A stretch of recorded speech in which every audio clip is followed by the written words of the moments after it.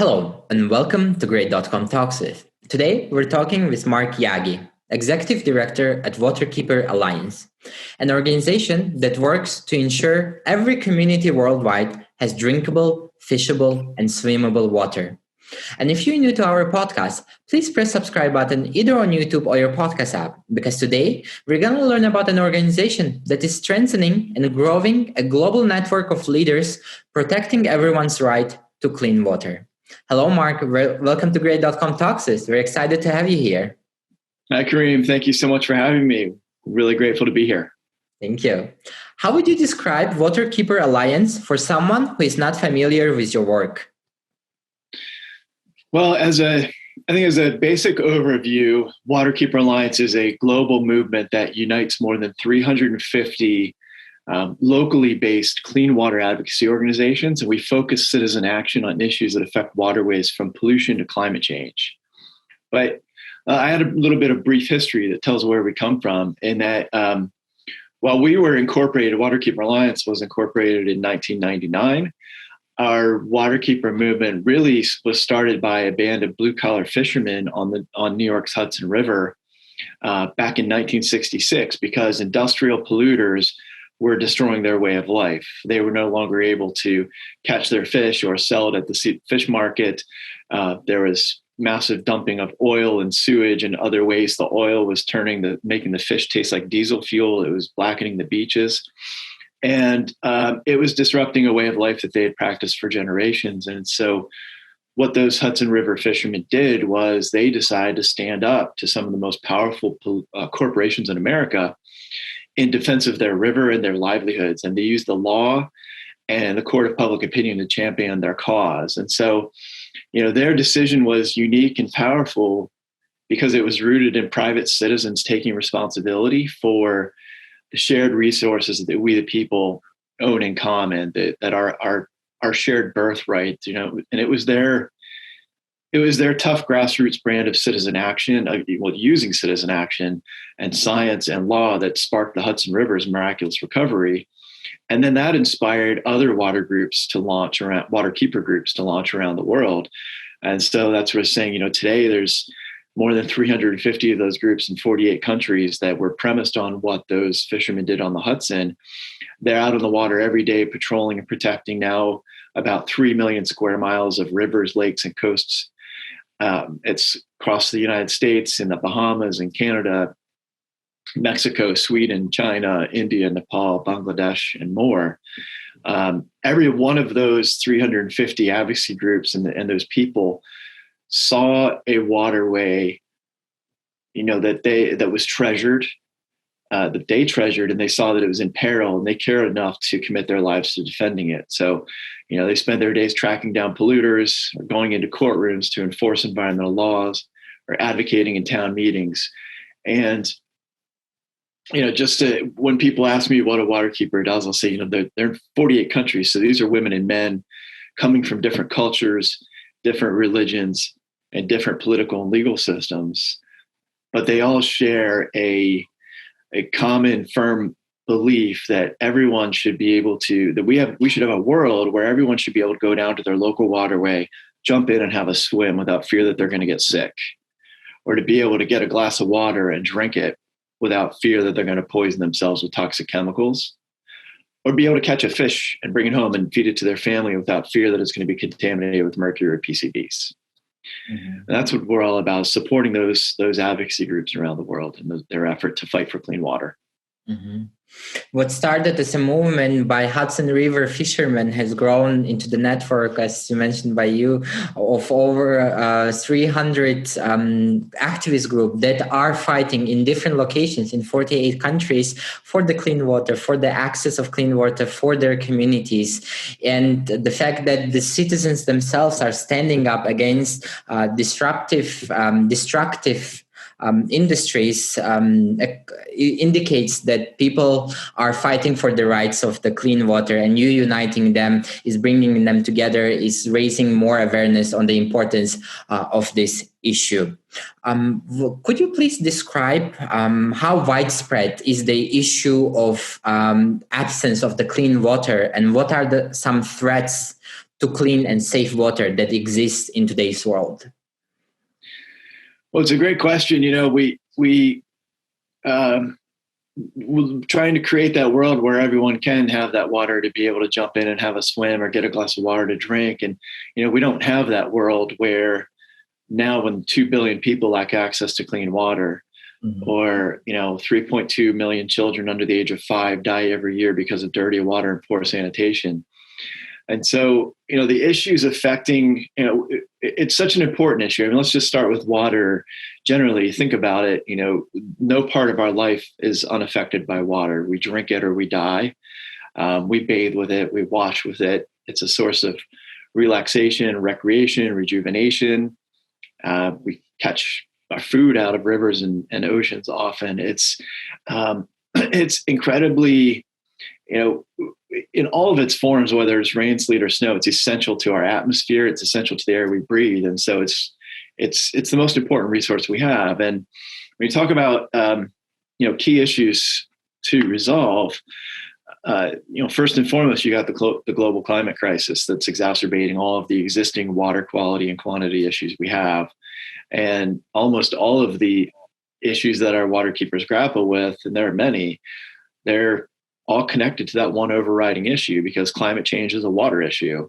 And if you think about climate change, if you ask most people what they think about climate change, they're most likely going to be saying something related to water. They're going to say, well, drought, flooding, extreme weather events, sea level rise, ocean acidification. And we see that every day with our groups. In Ladakh, India, our Himalayan glacier waterkeeper tells us how over the past decade or so, everything turned upside down, where it snows when it shouldn't, it doesn't rain when it should. They've had communities relocated due to drought, while others have been forced to rebuild after devastating floods. In Mongolia, we've got a Tool River waterkeeper reports how drought is forcing more and more people to migrate from the countryside into cities that aren't equipped with the infrastructure to take the population growth.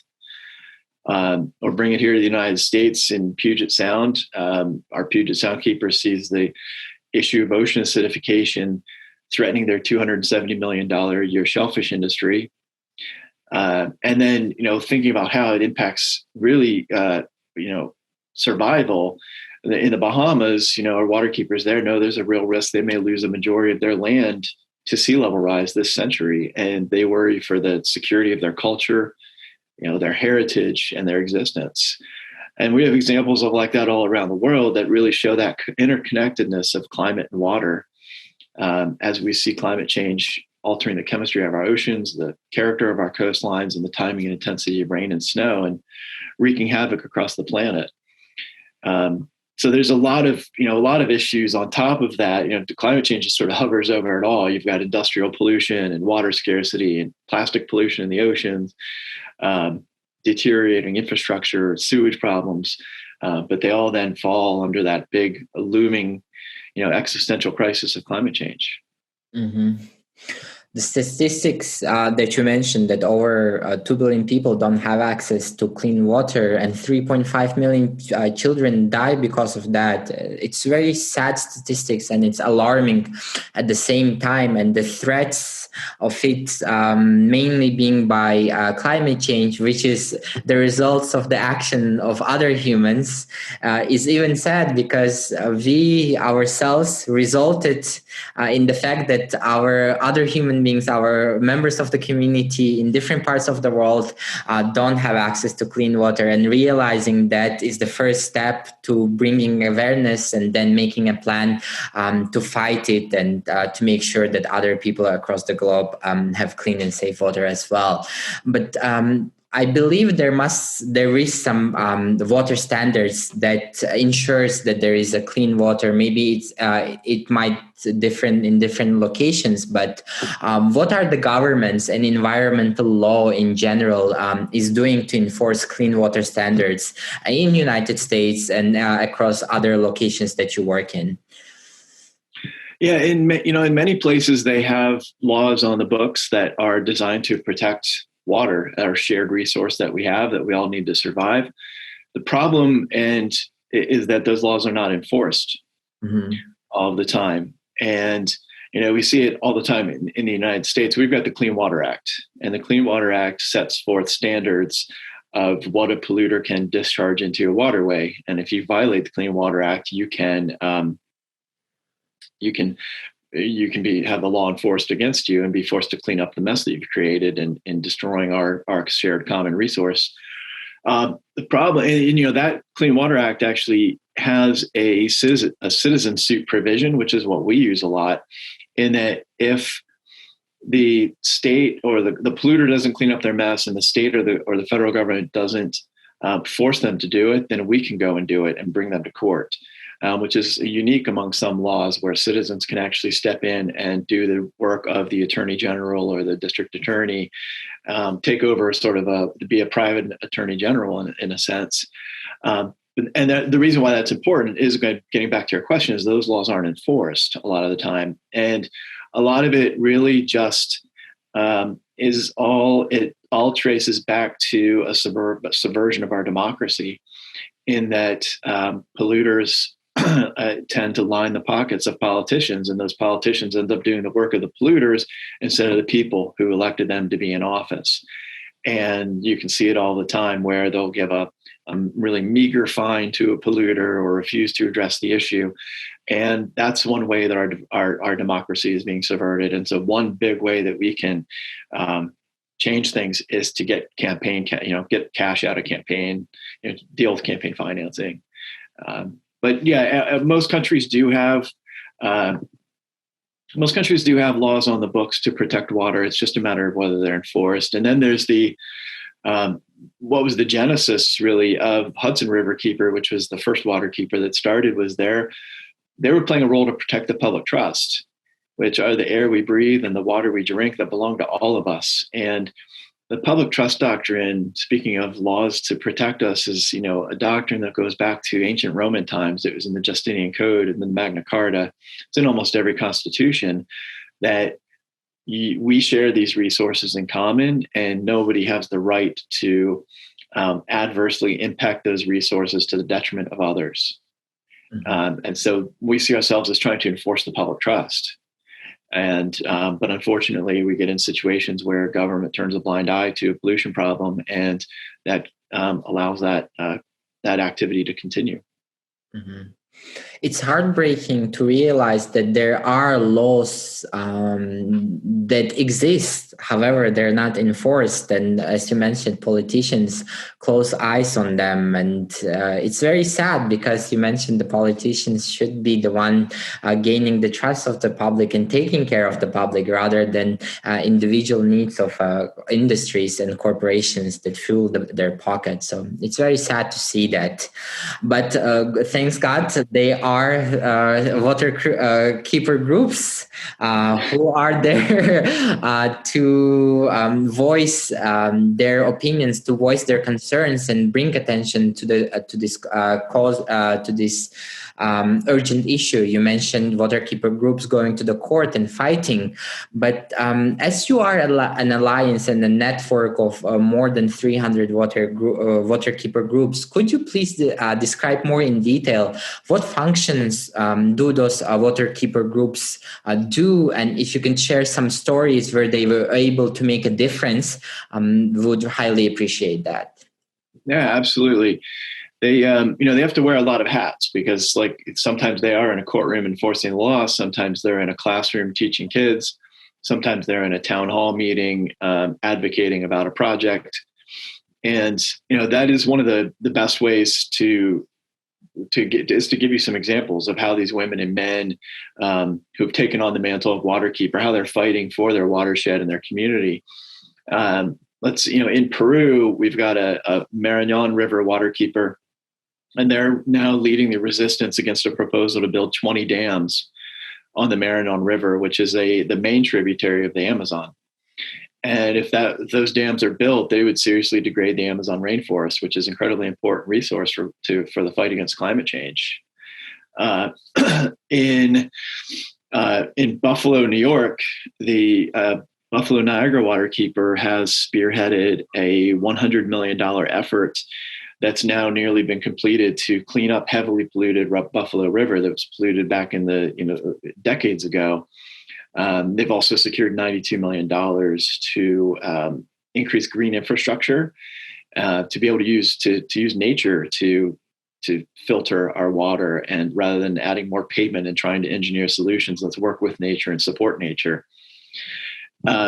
In Portland, Oregon, our Columbia Riverkeeper has been, over the last 10 years, they've dedicated themselves to defeating more than a dozen proposals for fossil fuel export terminals in the Pacific Northwest. And they took, their work was to take grassroots organizing, working with people in the community, and combine that with savvy legal strategies to prevent the fossil fuel industry from turning the Columbia River into basically a fossil fuel highway.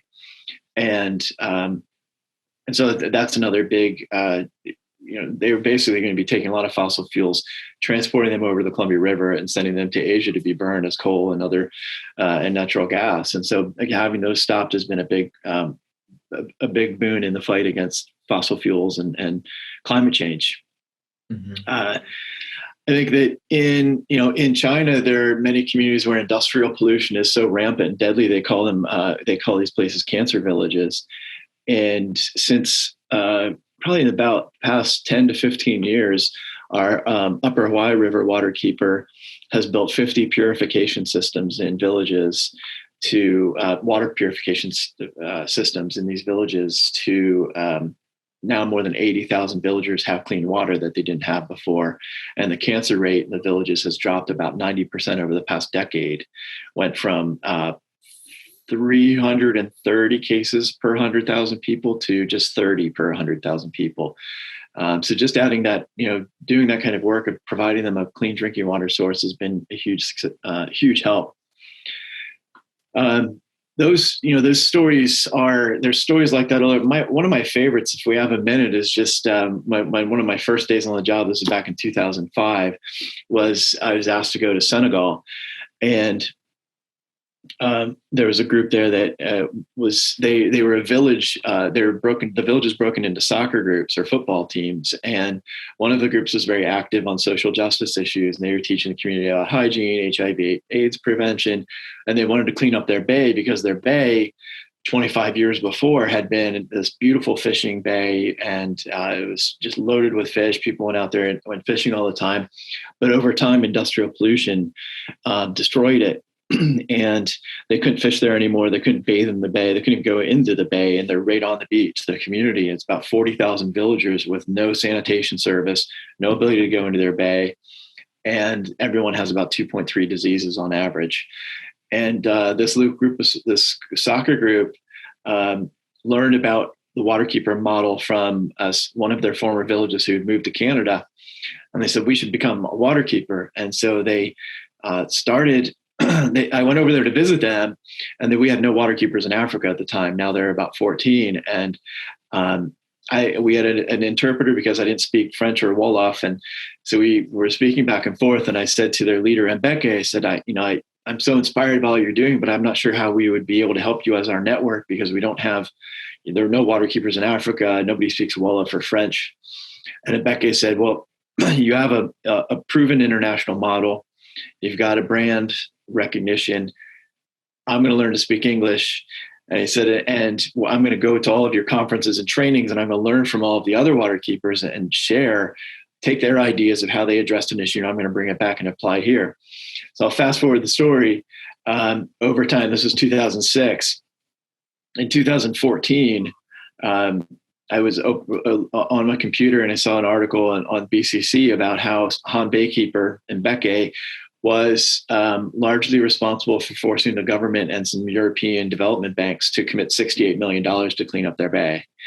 And the bay looks nothing like it was before. And it just shows the power of a network of being able to learn from each other and share with each other and what you can accomplish as citizens taking action. Mm. Wow. Thank you for sharing those beautiful stories. The fact that the individual from Africa was able to engage and learn from different best practices of other water groups that are in your alliance, and then implement it in his community, and then see such a huge result that affected and impacted positively the lives of communities and people who were surrounded by that, is very wonderful. And it shows that the work that water keepers are doing is indeed impactful, and they are making changes and making clean water more accessible to communities across the globe.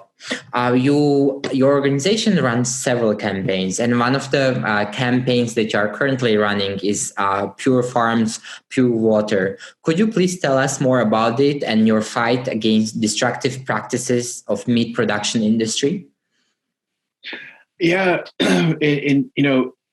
industrial agriculture, Pure Farms, Pure Waters is basically a campaign to try to get industrial agriculture to comply with environmental laws, and they have been able to take what used to be a system of family farms and turn them into these massive factories that stuff as many hogs or turkeys or birds into this facility as possible, and cut costs by not complying with environmental laws, injecting them with all kinds of hormones and steroids and things. And we are, that's why it's so cheap for them to make a burger or make some chicken wings or a piece of chicken, because they're not covering the cost. They're imposing the cost of their waste on society. They dump all of their waste into our waterways. It kills our fish. It destroys people that live around these places can barely breathe because it makes their eyes burn. And we're out there using the Clean Water Act and other laws to try to get them to comply with the law and actually accept the full cost of what it takes to make a burger or a piece of chicken. That's where they get that competitive advantage against family farms. And so it's been one of our longest running campaigns, and they're a very well-financed industry, and it's a big challenge to take them on, but it's an important fight. Mm-hmm. Indeed, what they're doing is very distractive, and those distractive practices are impacting the access that many people have to the clean water, and the fact that you are fighting against them and ensuring that the Clean Water Act is being enforced is great to know, and it's very acknowledging, and hopefully it will bring end to these destructive practices of meat production industry. If someone would like to support Waterkeeper Alliance, how can they do that? Well, I definitely would encourage people to work and support us. Over these last 55 years, the world's waterkeepers have acted in thousands of dramatic episodes on behalf of nearly 750 million people and counting. And so as our supporters and our donors increase, our reach will continue to grow. And so we need everyone's help.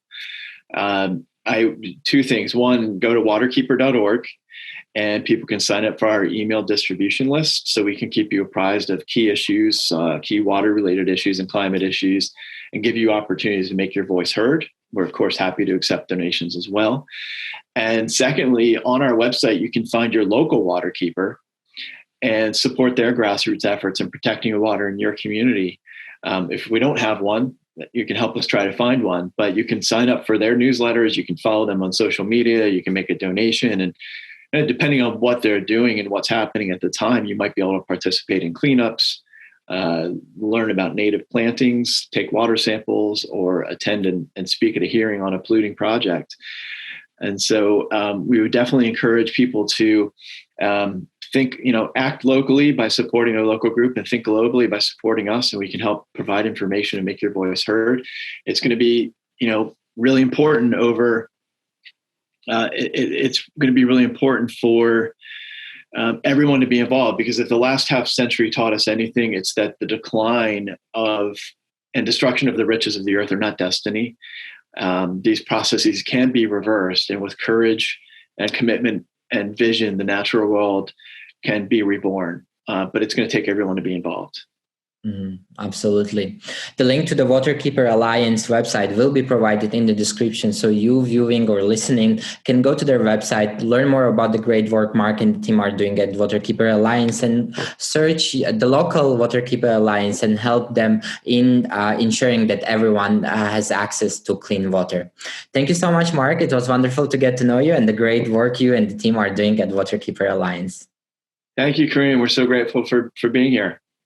For you listening, if you enjoyed this conversation, please press like and share button because this will show the YouTube and podcast algorithm that this conversation is important, that we need to work on ensuring that every community worldwide has drinkable, fishable, and swimmable clean water. Thank you and see you in the next episode.